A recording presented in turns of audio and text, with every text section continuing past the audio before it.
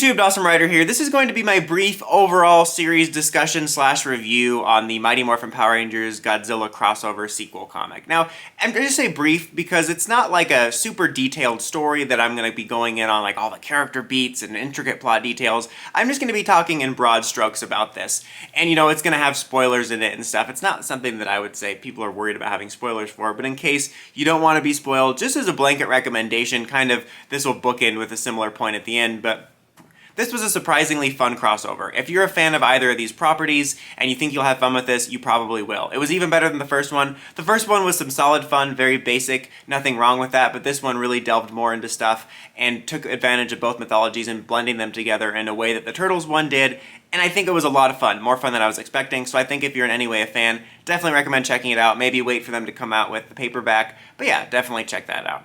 But yeah, I liked this way more than I thought I would. I didn't think I was going to hate it or anything, but I'm a very casual Godzilla fan, you know, primarily just a fan of the modern Monsterverse movies. I really did love -1 though, but you know what I mean. Casual fan, kind of like on a sliding scale, you know, I guess I'm more of a casual fan of Turtles in a way too, but I'm definitely more of a Turtles fan. Like, I watch more of their stuff and involved more in it, but couldn't be more of a casual Godzilla fan. So I was only excited for this on a base level, like, just from the time the first series started, on a base level, like, oh, more PR comic content. And I liked the first one for what it was. It was very simple. It's quite simple, David.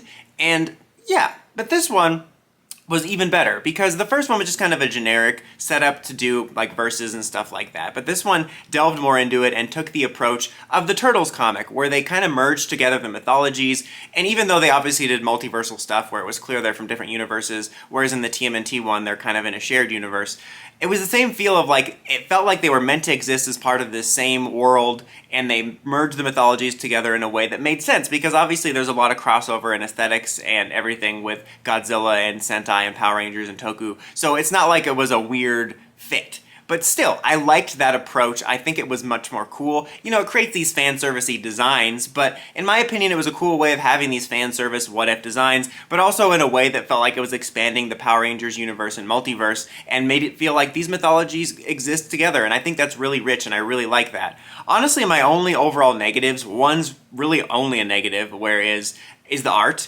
Like, I just wasn't a fan of the art, you know, like, no offense to whoever worked on it or whatever, but I thought it looked fugly most of the time, which is disappointing in general when you're reading a comic and the art's not that great.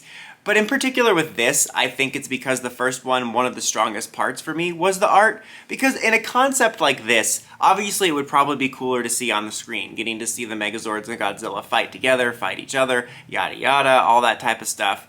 But I think the first one really sold that epic grand feel with this really cool looking art that I often, you know, complimented because it felt like an old school 90s comic, but it was really epic, and it got as close to epic as you can get for this type of concept on the page with that. And it also just really illustrated these cool concepts that you'd want to have on a poster in a big way. And there was like even more things in this sequel that I wanted to see with that, with the Kaiju Rangers, the Kaiju Megazords. I would have loved to seen that in that epic, really cool design. Like, we got to see it in some of the covers, but I really would have loved to see it. But more often than not, we were seeing a bunch of thumbs. Like, so that was probably my only real main negative.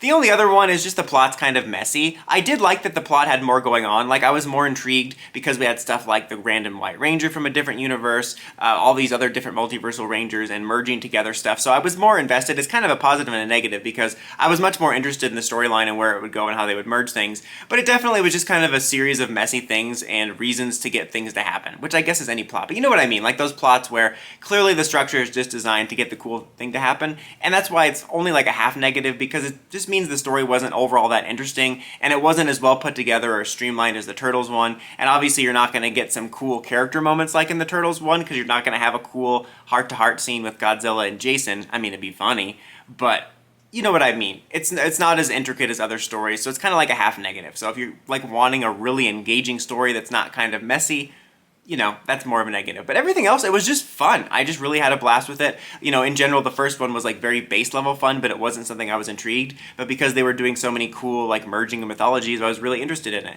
I really like that they actually brought in stuff from other seasons. You know, I'm totally fine with them sticking to mmpr for the main crossovers because that's how you're going to get the casuals. But there's nothing wrong with bringing in other little bits of mythology. And I think this was almost a nice testing ground where you had mmpr season 1, but then you brought in the, which I think it's funny because you bring in the White Ranger from another universe, so you can have him there too, but still do season 1. Honestly, as much as I'm fine with them doing mmpr safety nets, I think it would be fine to do a season 2 or 3 set storyline with the White Ranger. The dude was in the movie. He's popular enough to carry it. You don't necessarily need the Green Ranger there. I think it would be a huge missed opportunity to not have the third TMNT crossover be part of the Ninja era, or at least somehow involve that. Like, come on guys, it's right there. Anyway, this isn't about that. I mean, I just made it about that, but it's not about that. Regardless, it was cool to actually see them bring in other stuff from other seasons, have the Psycho Rangers as a main villain, give them kaiju designs. You know, even though it was very brief, we got to see a bunch of multiversal Rangers at the end. I said in my review for the final issue, I'm really curious always like how the casual audience responds to stuff like that, because I'm sure there's a lot of people that just pick this up because they like, I loved -1 and I liked the Monsterverse movies, and oh, I liked MMPR when I was little, this will be a cool comic to pick up, and they've probably never seen a Lightspeed Rescue Ranger or Psycho Ranger, and I'm always curious what their thoughts are on it. But in my opinion, when you include it in this way, it's not overly intrusive or confusing, and I'd like that they actually took advantage of other mythology, and I'd like to see that continue. And like I said from the beginning, I just love that they did that Turtles approach of not just having them clash where it feels like two franchises fighting, but actually merging them together, doing cool hybrid designs, whether it's like Godzilla wearing a Dragon Zord costume like it's Halloween, or in particular the Kaiju Ranger designs, which I think are fantastic, alongside like all the Turtles designs, like the Mutant ones and the Dimension X ones. I wish we were still getting Lightning collections so I could get figures for these. I'd love for them to do some sort of, even if it's just a mecha figure and not a combiner, but a mecha figure for the Godzilla mech, you know what I mean, the Kaiju mech. Like, I love those designs in general. I love the concept of merging together the mythologies because it fits so well, but I think they came out with some really great designs, and I really just loved seeing that. That was probably the most interesting thing. It was a messy multiversal stories. I'm not one of the people that hates that stuff. I'm still enjoying multiverse stories since Flash Season 2, but I thought it was just really cool to bring all this together and to make it feel like it was part of a shared multiverse in a way, much like the Turtles comic, that it felt natural, and it was just cool to see, and for me it expanded the world, where you now have these cool kaiju designs and kaiju rangers,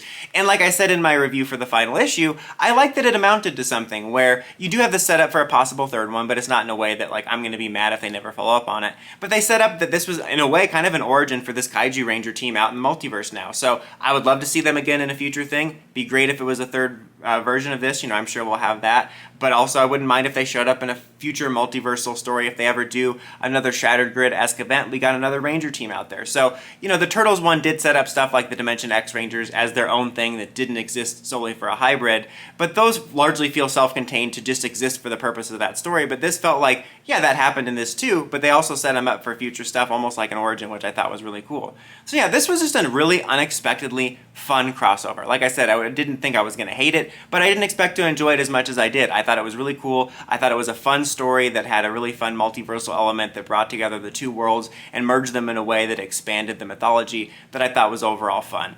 I did say this also, but in the previous video, but I do wish it was just a graphic novel. I felt like because it was so few and far between, I often forgot about it, and it just felt like I was getting a few new pages for it rather than just total separate issues, and I think this would have been stronger for me if it had just released as a cool graphic novel event, but that's just me. I would give this an overall 3 out of 5. You know, I don't know if that seems like a low score to people, but I think it was just overall really solid and enjoyable. Nothing super exceptional like, oh my god, I have to see the next issue, but it was just some really cool, solid fun that I didn't expect to have. So if, like I said at the beginning of the video, if you're a fan of either of these properties, definitely recommend checking it out. I think you'll have a good time. I like that it was in the same vein of the TMNT one, and I'd love to see it continue, and I'd love to see them do this with other properties, and take the approach of the TMNT one in this, where instead of it just being about them fighting or whatever, merging them together and creating this whole new expansion of worlds.